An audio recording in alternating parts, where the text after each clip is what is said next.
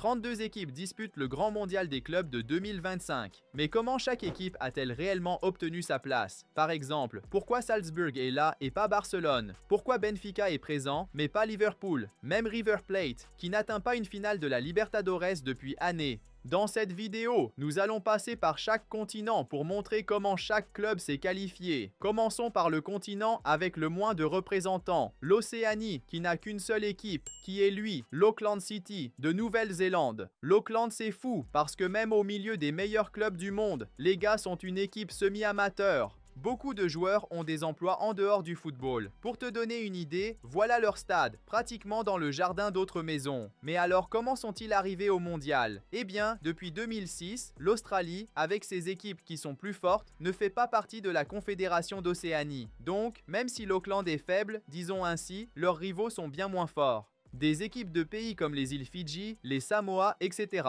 Alors, dans le championnat continental d'Océanie, l'Auckland City gagne littéralement chaque année. Maintenant, en quittant l'Océanie, allons vers le continent où jouent les clubs australiens, l'Asie, qui, contrairement à l'Océanie, a eu 4 places pour la Coupe du Monde des clubs. Et le premier club asiatique à se qualifier a été le plus grand du continent, Al Hilal. Avant que le football saoudien n'attire une vague de stars internationales, Al Hilal, en 2021, avec une équipe bien plus modeste, avait remporté la Ligue des champions d'Asie, ce qui lui a permis de se qualifier pour la Super Coupe du Monde des clubs. Ensuite, le championnat asiatique a connu un changement de calendrier, passant directement de 2021 à 2023, et Al Hilal a failli remporter le titre une nouvelle fois, mais en finale, ils ont perdu contre l'équipe suivante de la liste, les Urawa Red Diamonds du Japon. Un club de la ville de Saitama, qui est aussi le club japonais avec le plus de titres continentaux. Pour compléter la liste des qualifiés directs en tant que champions continentaux, il manquait encore une équipe, qui s'est finalement révélée être un club des Émirats Arabes Unis, Al Ain. En 2024, ils ont réussi à avancer dans la Ligue des champions d'Asie, en éliminant Al Nassr de Cristiano Ronaldo, Al Hilal et enfin Yokohama Marinos en finale.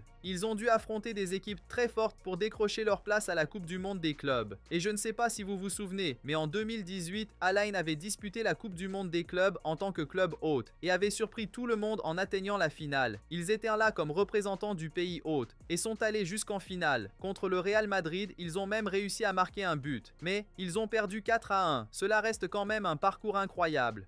Très bien, 3 clubs asiatiques étaient déjà qualifiés, mais il en manquait encore un. Alors, ce que la Confédération asiatique a fait, c'est établir un classement. Elle a pris en compte les dernières saisons de la Ligue des champions asiatiques et a fait un tableau des meilleures équipes pour voir quelle avait été la plus performante sans avoir remporté le titre. Et c'est comme ça que la dernière place asiatique a été attribuée à Ulsan, un club de Corée du Sud. Ils ont été champions d'Asie en 2020 avant que la qualification pour la Coupe du Monde des clubs ne commence à être prise en compte. Mais pas seulement cela, ils ont également atteint les demi-finales en 2021 et 2024, méritant ainsi leur place. Parmi tous les clubs, Ulsan est celui qui a la deuxième plus faible valeur marchande. En additionnant l'ensemble de l'effectif, la valeur n'atteint que 15 millions d'euros, ne devançant que Auckland City. Pour vous donner une idée, la valeur marchande de Ulsan est même inférieure à celle de Mirassol, un petit club brésilien. Mais maintenant, quittant l'Asie, allons vers un autre continent qui compte aussi 4 représentants, l'Afrique. Et le premier club africain à se qualifier a été un qui ne pouvait absolument pas manquer cette Coupe du Monde, Al Ahly.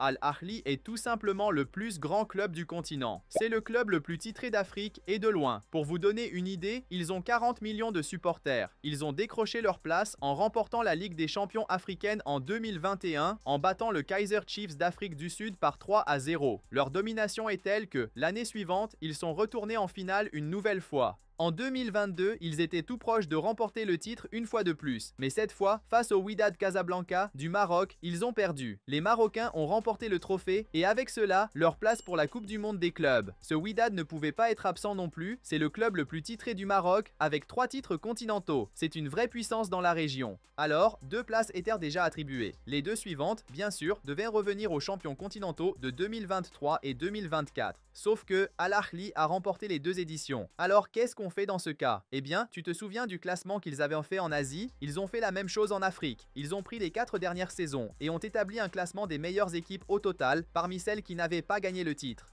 C'est ainsi que la place suivante est revenue à une équipe qui a atteint les demi-finales en 2021, les quarts de finale en 2022, les demi-finales en 2023 et la finale en 2024. L'Espérance de Tunis. Un club quadruple champion d'Afrique et le plus titré de tout son pays. Mais il restait encore une place, alors ils ont également choisi le deuxième meilleur club de ce classement, les Mamelodi Sundowns. C'est le Brésil dans la Coupe du Monde. Regardez ça, leur maillot a exactement les mêmes couleurs que la sélection brésilienne. Ils sont les plus grands champions d'Afrique du Sud, et ces 4 dernières années, ils ont été très réguliers. Quart de finale en 2021 et 2022, demi-finale en 2023 et 2024. Ils ont ainsi obtenu leur place pour la Super Coupe du Monde des clubs. Maintenant, quittant l'Afrique, allons vers le continent qui compte le plus grand nombre de représentants, l'Europe. Sur les 32 clubs, 12 sont européens. Et comme dans les autres continents, les champions de la Ligue des Champions obtiennent une qualification directe. Le premier à décrocher le titre et assurer sa place a été Chelsea. Pendant la saison 2020-2021, Chelsea était une équipe que personne ne croyait capable d'aller loin, ils ont même eu des difficultés en Premier League. Mais avec Thomas Tuchel, qui a pris les commandes du club en cours de saison, l'équipe a commencé à progresser. Ils ont battu l'Atlético de Madrid, le FC Porto, le Real Madrid et en finale, Manchester City. Une campagne impressionnante qui a assuré la qualification du Chelsea. L'année suivante, Chelsea est reparti à fond, mais ils se sont arrêtés en quart de finale face au futur champion, le Real Madrid. Cette campagne qui a assurer la place du Real dans le tournoi a été tout simplement folle. Ils ont remporté une remontada contre le PSG en 8e de finale, ensuite ils ont battu Chelsea avec un but en prolongation et en demi-finale contre Manchester City, ça a été une vraie folie.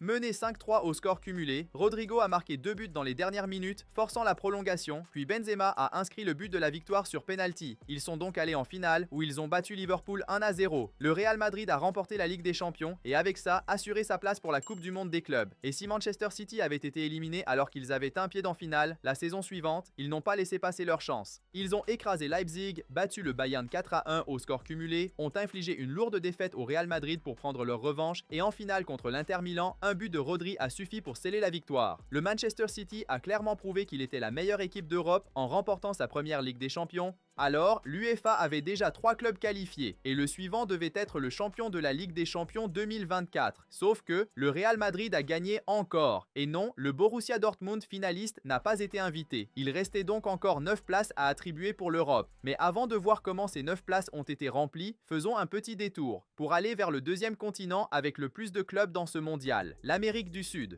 L'Amérique du Sud n'a pas obtenu 4, mais bien 6 places. Et le premier club sud-américain à avoir assuré sa qualification pour la Super Coupe du Monde des clubs, c'est Palmeiras. En 2021, le Palmeiras d'Abel Ferreira est arrivé en Copa Libertadores en tant que champion en titre et a réalisé une campagne exceptionnelle. Ils ont éliminé Universidad Católica, São Paulo, Atlético Mineiro et en finale, ils ont affronté Flamengo. Grâce à un but de Daverson, après une erreur d'Andreas Pereira, ils ont réussi à remporter le trophée. Et ainsi, ils ont obtenu leur place pour la Super Coupe du Monde des clubs. Après avoir perdu en 2021, Flamengo est revenu avec l'envie de se rattraper. Avec Paulo Sousa, puis Dorival Junior, Flamengo a réalisé une campagne presque parfaite en Libertadores. Ils n'ont perdu aucun match en phase de groupe, 5 victoires et un nul. Et ils ont gagné tous les matchs à élimination directe.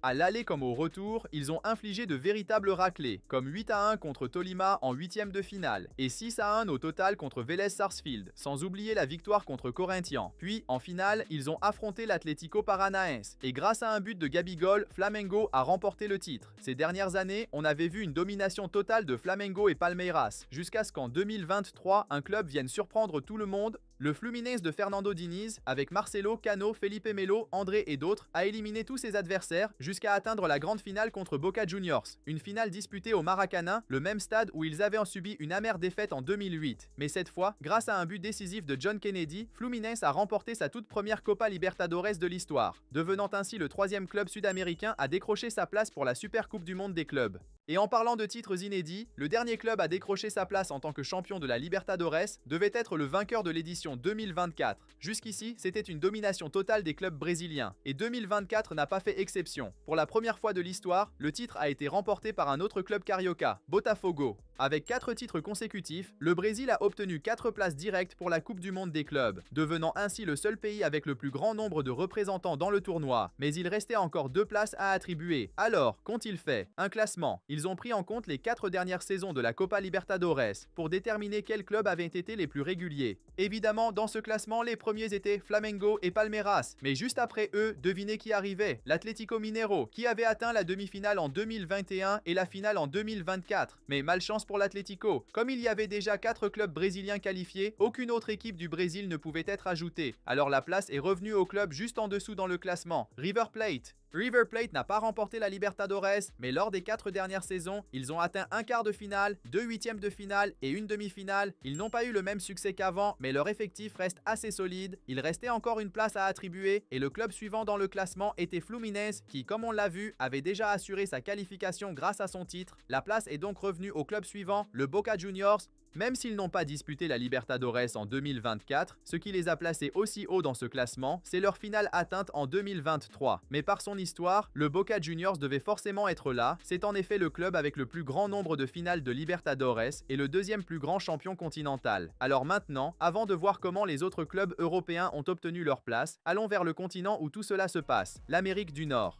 Comme dans les autres régions, la place devait être attribuée aux champions continentaux, et le premier club à assurer sa qualification a été le champion de l'Amérique du Nord en 2021, Monterrey. Monterrey n'est pas le plus grand champion mexicain, mais cette année-là, il a remporté son 5e titre continental. Le championnat de la CONCACAF était littéralement dominé. Au cours des 16 dernières saisons, seuls des clubs mexicains avaient remporté le trophée. Alors tout le monde s'attendait à ce que la prochaine place revienne aussi à un autre club mexicain, mais cette fois, une équipe d'un autre pays a surpris tout le monde. Après avoir éliminé une équipe du Honduras, León du Mexique et New York City, ce club est arrivé en finale du championnat continental, les Seattle Sounders. Ils ont affronté en finale les Pumas du Mexique. Il était donc encore possible qu'un club mexicain gagnait, mais après un match nul à l'aller, au retour au Lumen Field, les Seattle Sounders ont infligé un 3-0. Ils ont ainsi remporté pour la première fois le championnat continental et décroché leur place pour la Super Coupe du Monde des clubs. Les autres clubs américains ont alors pris confiance, tellement qu'en 2023, un autre club américain est arrivé en finale continentale, le Los Angeles FC. Les Seattle Sounders n'ont pas réussi à rééditer leur exploit, mais le Los Angeles FC était bien là, et la finale se jouait contre un club mexicain, León, qui n'avait jamais remporté le championnat continental non plus. Le Los Angeles FC avait une équipe solide, mais composée uniquement de joueurs latino-américains. León a gagné le match aller ET le match retour. Avec un score cumulé de 3-1, León a remporté le titre continental. Il ne restait plus qu'une seule place à attribuer, et en 2024, deux équipes se sont affrontées pour l'obtenir. Encore une fois, un club mexicain contre un club américain, Pachuca contre Columbus Crew. Pachuca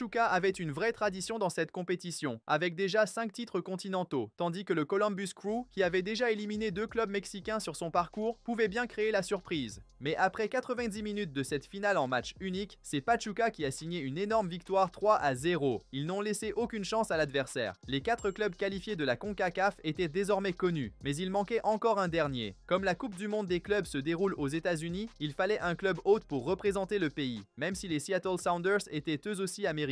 Dans ces compétitions, la FIFA invite toujours le club champion du pays hôte. Donc, la saison 2024 de la MLS allait être décisive. Et l'Inter Miami, avec Messi, Suarez et Busquets, a marqué l'histoire. En 34 matchs, ils ont obtenu 22 victoires, pour un total de 74 points. La FIFA les a donc invités à participer à la Coupe du Monde des clubs.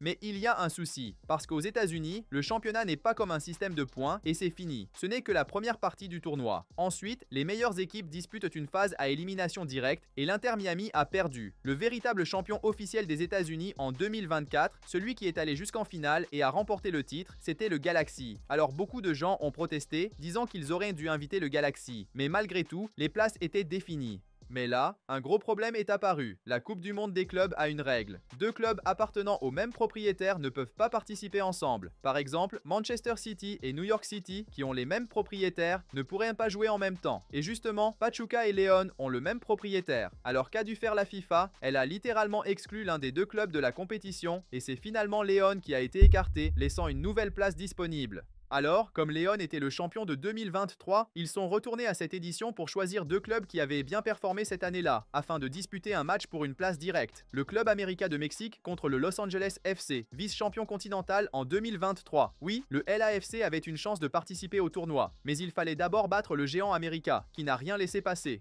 Après un but de l'América, le Los Angeles FC a égalisé à la 89e minute, puis a marqué le but de la victoire en prolongation. Victoire 2-1 et le LAFC a obtenu sa place. Nous avons donc vu comment 23 clubs se sont qualifiés, il ne reste plus qu'à découvrir les 9 derniers venus d'Europe. S'ils n'ont pas été champions continentaux, comment sont-ils arrivés là? Dans toute cette vidéo, on a vu ce système de classement des meilleurs clubs. Et pour l'UEFA, ce n'était pas différent. En utilisant un système de points, ils ont pris en compte les 4 saisons, de 2020 à 21 à 2024, pour établir un classement des meilleurs clubs européens. Ils ont compté les points obtenus en match, mais aussi des points de performance. Les leaders de ce classement étaient, bien sûr, Manchester City et Real Madrid, déjà qualifiés. Mais le troisième club dans ce classement était un club qui n'avait pas gagné le trophée, le Bayern Munich. Le Bayern a atteint les quarts de finale 3 années de suite, et aussi les demi-finales en 2024. Grâce à cette campagne très solide, ils ont obtenu leur place. Juste après le Bayern dans ce classement, on trouve le club qui a obtenu sa place pour la Coupe du Monde des clubs de 2029, le PSG. En effet, le titre de la Ligue des Champions qu'ils ont remporté ne comptait pas pour la qualification de CE mondial, mais pour le prochain. Malgré cela, ils ont montré une bonne régularité. Lors des 4 saisons précédant leur titre, ils ont atteint 2 huitièmes de finale et 2 demi-finales, ce qui a assuré la place du Paris Saint-Germain. Le club suivant dans le classement, juste après Paris, était Chelsea. Mais comme ils avaient déjà leur place assurée, le prochain à se qualifier via ce classement a été le Borussia Dortmund. Ainsi, il est devenu le deuxième club allemand qualifié. Le club suivant dans le classement est aussi un club qui a atteint la finale sans remporter le titre, l'Inter Milan. Grâce à leur finale en 2023, l'Inter a grimpé dans ce classement et assuré sa qualification.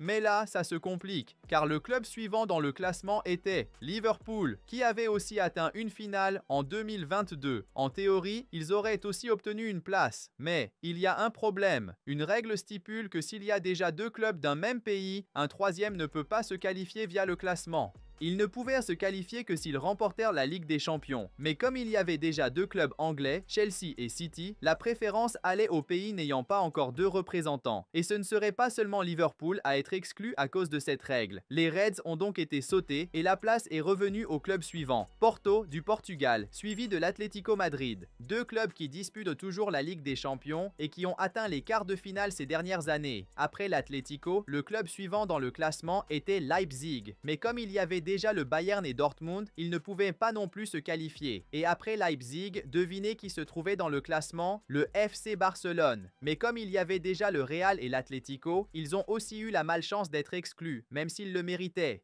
Alors la place est revenue au club suivant, Benfica, qui a atteint 2 quarts de finale consécutifs. Jusqu'ici, il n'y avait qu'un seul club italien qualifié, l'Inter Milan, donc il restait une place pour un autre qui est revenu au club suivant dans le classement, la Juventus. Il ne restait donc plus qu'une seule place, et elle ne pouvait pas revenir à un club italien car il y en avait déjà 2 qualifiés. Alors, le club suivant, Napoli, a été écarté. Le Séville FC d'Espagne et le Milan AC ont également été éliminés. Ainsi, la dernière place est revenue à un club autrichien, le RB Salzbourg. Dans le classement de l'UEFA, Salzbourg occupait la 18e position. Lors de ses 4 saisons de Ligue des Champions, il n'était passé de la phase de groupe qu'une seule fois. Pourtant, l'Autriche n'avait aucun représentant. Alors ils sont finalement entrés. Ils ont eu beaucoup de chance. Mais alors, qu'as-tu pensé de cette vidéo? Si tu as aimé, je pense que tu vas aussi apprécier celle-ci. Donc, d'accord, merci et au revoir.